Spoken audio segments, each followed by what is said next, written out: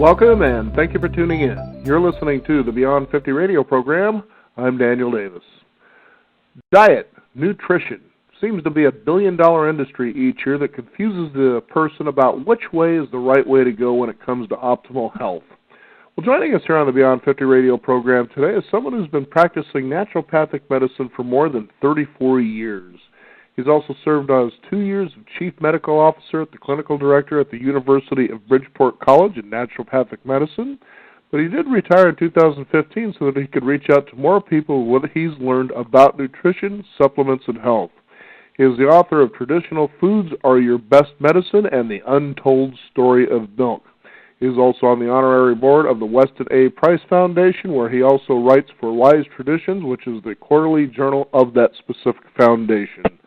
His newest book is Primal Nutrition, Paleolithic and Ancestral Diets for Optimal Health. I'd like to welcome to the Beyond 50 radio program today our guest, Dr. Ron Schmidt. Dr. Ron, thank you for joining us here on the program today. Hi, Daniel. Thanks for having me. Nice to be with you.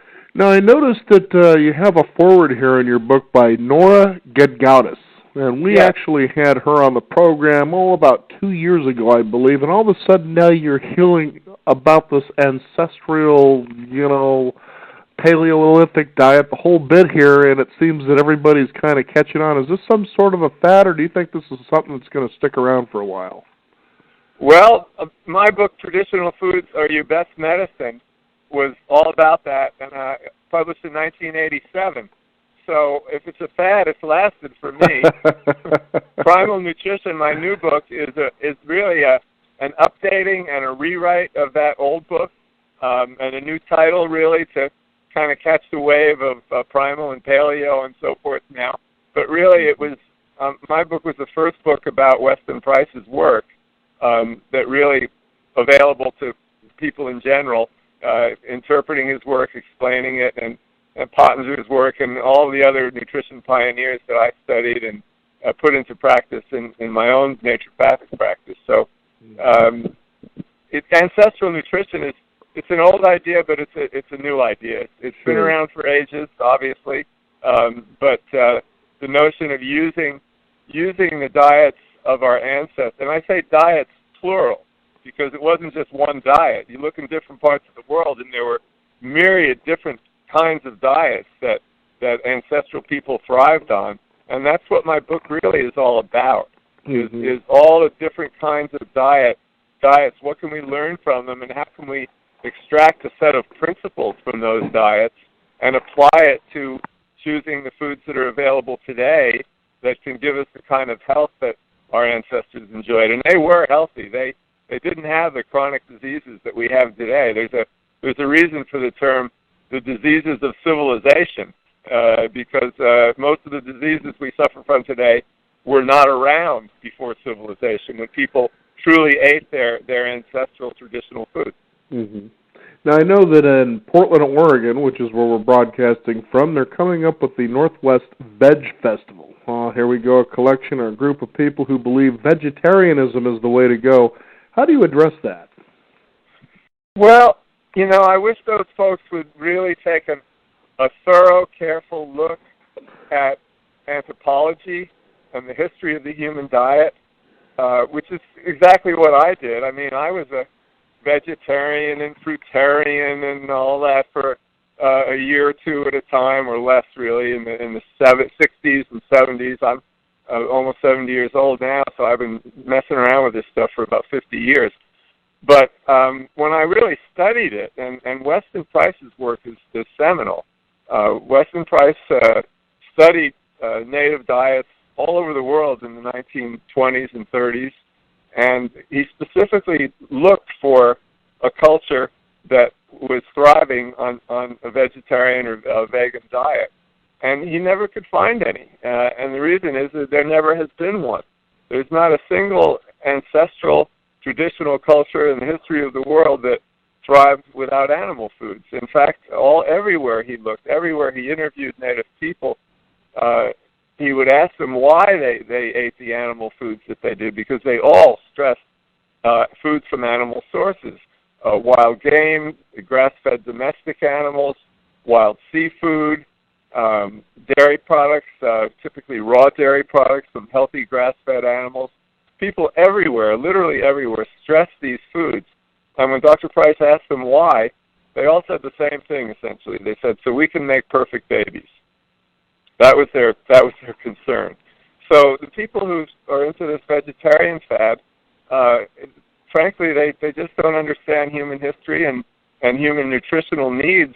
It's true that we all have different nutritional needs, but from the North Pole to the equator, every traditional culture has stressed the importance, the critical importance of a certain quality of animal-sourced foods. Mm-hmm. And these people, they're missing the boat on that. Some of the sickest people I ever saw in my 34 years in practice were people who had been following strict vegetarian diets. Of course, the more they cheated, the healthier they were. But the ones who were really strict on it would be in terrible shape because they're lacking critical nutrients that every single human being needs. Mm-hmm. You know, it's interesting because back in the 1980s, I remember I had a brother and sister-in-law who were vegetarian, and every once in a while when we would go out to dinner, I'd always realize as we walked into the establishment, okay, you've suckered me into another vegetarian restaurant. Well, I'm going to have to figure out what I can have here that I'm going to enjoy. But one thing I did notice, and this wasn't in all cases, but a fair enough amount of cases, is I would notice the people that ate at these restaurants tended to look pale, had bags under their eyes, and I'm thinking to myself, if this is supposed to be so much better for you, why do these people look this way? Well, you know, I'm 6 feet tall. I go about 162 or 63 pounds now, lean. But when I was more or less vegetarian for a couple of years back in the, early, mid-70s, I weighed about 140. And 6 feet, 140 is not a healthy-looking guy. So I know what you're talking about. In fact, my first day in naturopathic medical school in 1977, our naturopathic philosophy teacher was a crusty old guy who had been in practice for 40 or 45 years, and he stood up in front of the class that first day, and he looked around at us, about 35 students, mostly vegetarian, and he said, "You people, most of you look like you could use a good steak." And we laughed. We thought we knew it all. He was just some dumb old guy. Well, right. I learned better. Now, what is it about using animal protein in the human diet that really, you know, as you said, it hasn't been found anywhere where they didn't use this? What is it about that is really essential for people to have good health? Well, interesting, you said animal protein, and it's really the fat. Okay, the most important thing. And the animal protein too, but the animal fat, when the animals are properly fed, which means either wild animals or grass-fed domestic animals, or the foods from grass-fed domestic animals, the fat profile is very, very different from animals that are commercially raised, fed grains and chemicals and so forth. Animal fats contain vitamins A and D in their natural, healthy animal source state, as well as EPA and DHA and various other fatty acids, saturated fats, which are actually very good for us. And those nutrients are not available in vegetable foods. Mm-hmm. And they're really not available in commercially raised animal foods either. So people are starving for them. That's why I stress the importance of either wild seafood or grass-fed domestic animals. Mm-hmm. And, you know, what's fascinating about that as well, Dr. Ron, is about a year ago we did a segment on reversing epileptic symptoms and had talked with Hollywood producer Jay Abrams, whose son has been now 30 years epileptic symptom-free as a result of the ketogenic diet, which is primarily fat, as I understand it. Yes, that's true. And there are various kinds of ketogenic diets. Right. And the sort of conventional ketogenic diet that certain parts of the medical establishment do espouse for epilepsy is lacking in the kind of quality that I'm talking about. But you can take those principles and use it to design a ketogenic diet that is almost entirely fat and protein, mostly fat really, 65, 70, 75% of the calories will come from fat, and design that in a way that incorporates the principles that I use. And that diet seems to be particularly helpful for people with epilepsy problems. However, we find that that diet will work for the population in general. A ketogenic diet like that, it will work well for some people and not work well at all for others. We're all different, and we have different metabolic profiles. Our needs change throughout life as we evolve, as our health evolves. And for many people, well, for everyone really, there are varying amounts of carbohydrates that are appropriate and necessary as part of a natural foods diet that depend on individual needs, genetic background, health history, family history. These all play a role in determining what our own best diet, each person's best diet might be at any given time in their life, and then that tends to change as you go through life. Mm-hmm. Now, there's one I wanted you to talk just briefly about here that I was kind of curious, and that was the macrobiotic diet. Tell us about that. Macrobiotic diets are primarily 50, 60, 70% grains, and there are, well, look, if you're eating scotch and cheesecake and you switch to the macrobiotic diet, you're going to probably do pretty well. You know, from the standard American diet and refined foods and all the bad stuff in the supermarket and trans fats and so forth, if you switch from that to macrobiotics, we're eating mostly grains and vegetables and a little fish and chicken. That's fine. You might well do better for a period of time, but the macrobiotic diet, people espousing that really fail to understand Weston Price's work and the truth about traditional diets, about historic diets, ancestral diets. And so there's not the kind of emphasis on animal source foods that is necessary, and there's an overemphasis on grains. Some people can do fairly well for some time eating substantial portions of grains, but in my experience, no one does well over the years if half the diet is grains. All kinds of problems come up. The same diet that you might feel good on for 6 months is not at all what might be good for you for 6 years or 60 years. Mm-hmm. You know, I'm all remembering, I believe it was Gandhi who had made the suggestion to change your diet at least every 3 to 4 months to something different. And I think when you look at that particular approach, basically saying, let's have balance in what it is that you're doing. And, you know, as you describe the macrobiotic diet or people who are vegetarians, you're tending to look at people who are staying steady in one particular area, but the body really needs balance, and that's what you're talking about here in your book. Well, I'm talking about being open to new ideas, open to learning. My gosh, if your diet stays the same for 5 years, it means you haven't learned anything. Right. and you know, that's a problem that a lot of so-called experts and professionals have. They write a book and then they say, well, okay, now I'm the expert in that, and they learn something else and they're afraid to put it out there because they'll be accused of changing their minds or, God forbid, learning something. So our diets should evolve, not only because we learn more, because the body, the human body, every individual's needs change. What you need when you're struggling with a diagnosis of arthritis or heart failure is going to change drastically. You do the right things and you succeed in improving your health. The things that enabled you to improve your health, you might well be able to add to them as you learn more and begin to do other things in addition. So it's not so much. I would take what Gandhi said as far as change your diet. And I would say rather evolve your diet every 3 or 4 months, or even every day. I mean, you might eat a certain set of things one day, and depending on how you feel and how you're responding, it might change pretty dramatically the next day, depending on how you perceive your needs that day. Mm-hmm. Now, it's the principles, though. Exactly. See, it's the principles that are important, and an understanding of the principles is really what my book is all about. That's what Primal Nutrition is all about.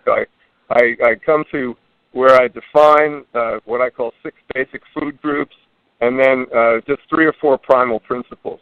And when you understand those principles, then you can apply them to the foods that you're eating, to your life, and figure out what's best for you from day to day and month to month and year to year. Why don't we go ahead then and cover those 6 food groups that you're talking about, as well as the primal principles, so our listeners get a better feel for why they should pick up this book and learn from it.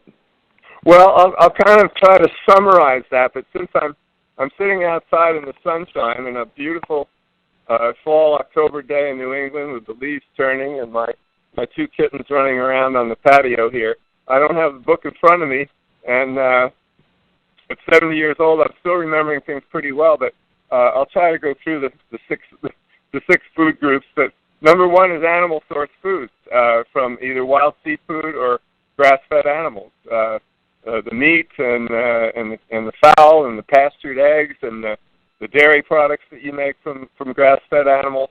That's the first prime group that everyone needs to include substantial amounts of those foods in their diet every day.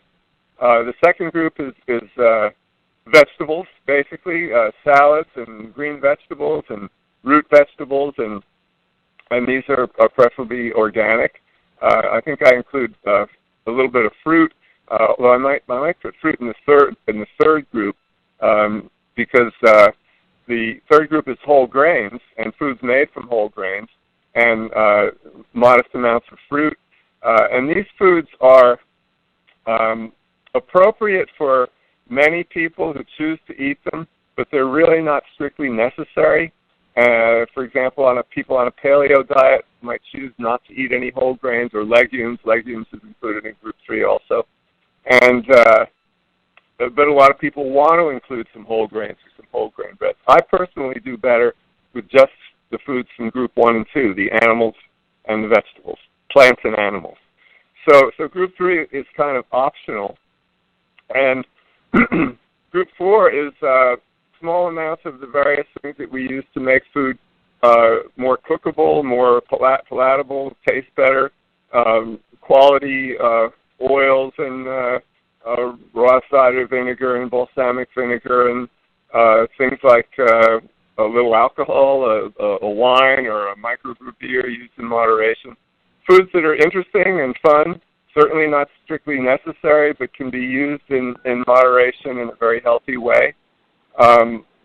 Group 5 is food supplements, and here we have the opportunity to use the best of modern science and choose to use, for example, a vitamin D supplement. If we're lucky and we can get out in the sun for a couple hours all year long and expose ourselves to the sun, we can make plenty of vitamin D, but how many of us can do that in today's world? So vitamin D supplement becomes very important in a health building or health recovery program.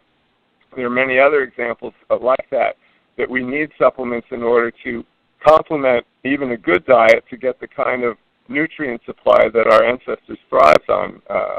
Iodine is another example. It's wise to use. We use a sea vegetables product. Is it all right if I tell you that my company makes some of these things? Is that sure? That's fine. Okay. Again, I'm not proselytizing for our stuff particularly, but we make a sea vegetables product, a capsule of concentrated sea vegetables, and the capsule with vitamin D, 2,000 units of vitamin D. Those are just examples of nutrients that are in short supply in the typical modern diet, or even a good natural foods diet that people can benefit from. And then finally, group 6 is sugar and refined foods, and sweets of all kinds. And when we get to the principles, really, the primal principles are eat mostly food from group 1 and 2, your grass-fed animal foods and wild seafood, and your vegetables, organic vegetables. And number 2 is avoid foods in group 6 like the plague. So avoiding the sugar and the refined foods, and then using moderate amounts of groups 3, 4, and 5. Mm-hmm. And in a nutshell, that's kind of a summary of the principles. But don't cheat yourself. If you're interested in this stuff, get the book and read about this. It's available on our website. World Wide Web, drrons.com, drrons.com. The book is $15, $14.95 for people on our website, or about that from Amazon. It retails for $19.95. And if you're interested in these things, you do well to learn about them, because it really can have a huge impact on your diet and your life. Now, it's interesting that you talk about supplements when our ancestors didn't have supplements to use. And when you take a look at sections in a store, whether it's a health food store or just a regular grocery store, they're fairly sizable, and of course, you're kind of drawn to the label, I suppose, that seems to sell you on which one is the best of whatever it is you were looking for. But generally speaking, it seems that supplements that come off of those shelves aren't of the caliber or quality that they need to be, as I understand. So what is a person to do? Well, the person needs to investigate and think, just like most things in life. If you don't know what you're doing, you're going to have a hard time doing the things that's really best for you. Mm-hmm. So learning, really. Now, obviously, yes, supplements are abused and over-promoted and hyped, and separating the baby from the bathwater is pretty important. You got to throw the bathwater out, but you don't want to throw the baby out with it. And really, we start with. I established our company, Dr. Ron's Ultra Pure, in the year 2000, and we started from the premise that we were going to make supplements that didn't have anything else in them, that were pure, Dr. Ron's Ultra Pure. So we found ways to make supplements without any of the additives that almost every supplement company uses. They all use flowing agents and fillers and binders and so forth.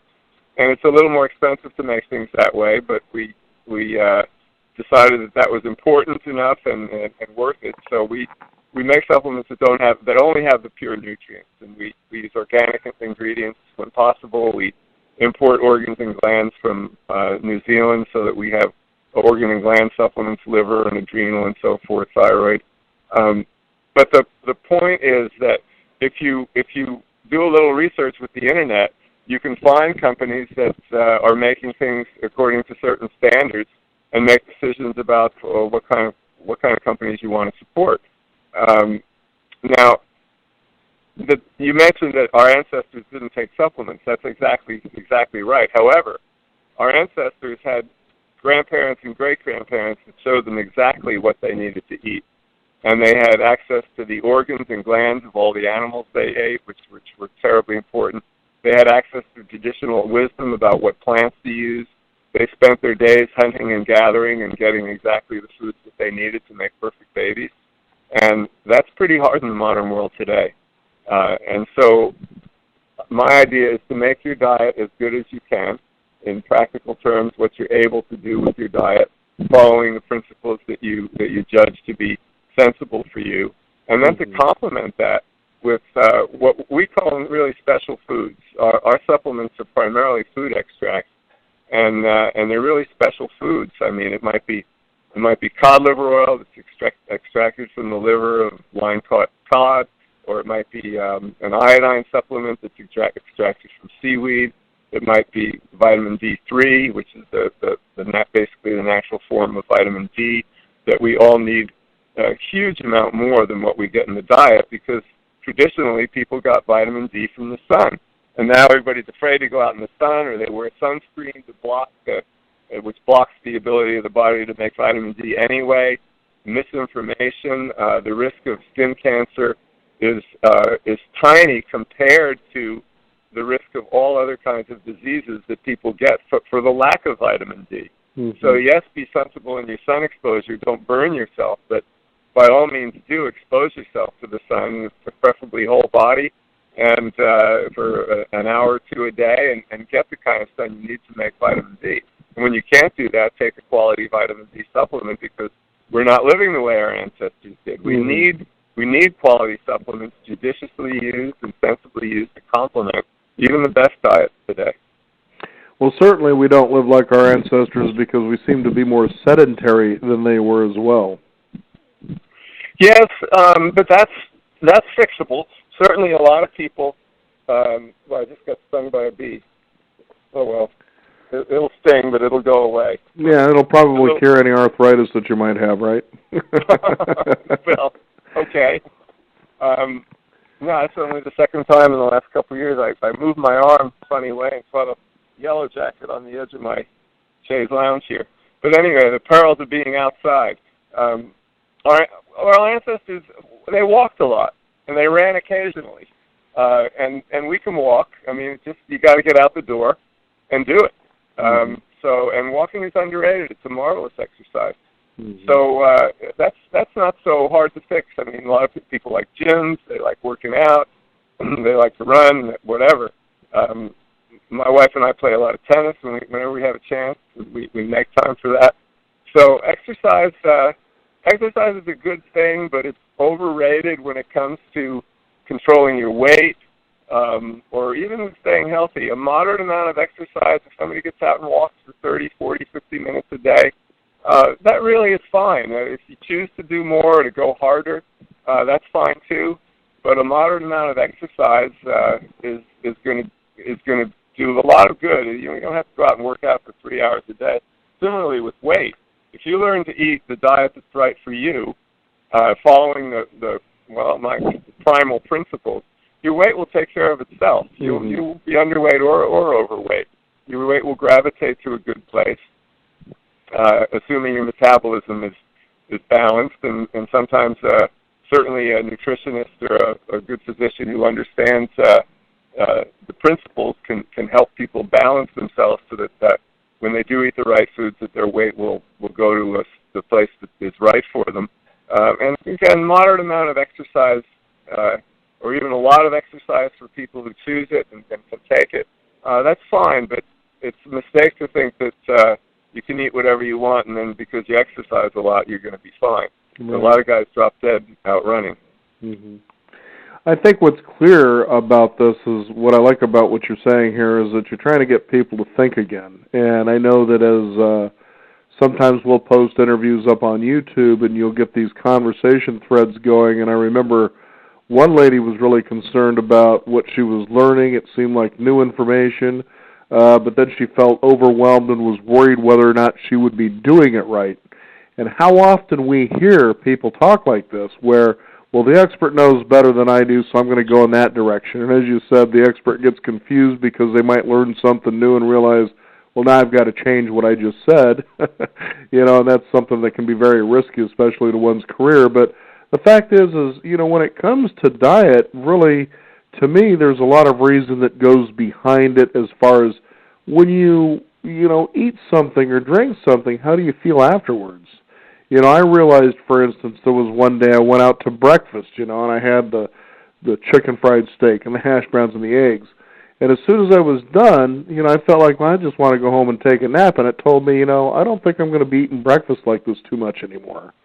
Just because I didn't feel motivated to do anything but go to sleep. And that just, to me, didn't make any sense. And I think a lot of that has to do with it, as you said, it's individual.